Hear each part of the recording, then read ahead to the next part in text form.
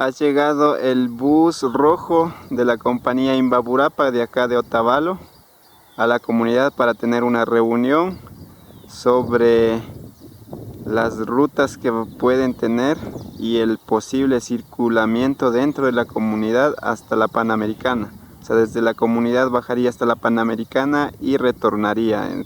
Van a intentar hablar sobre eso con los dirigentes de la comunidad. Si hay algo positivo sobre esto, pues posiblemente ya tendremos bus para irnos a Otavalo. Ya no estaría cerrado todas las vías. Hace 2 meses siempre estaba circulando el bus así, cada 40 minutos. Desde la emergencia sanitaria recién volvemos a ver un bus en la comunidad.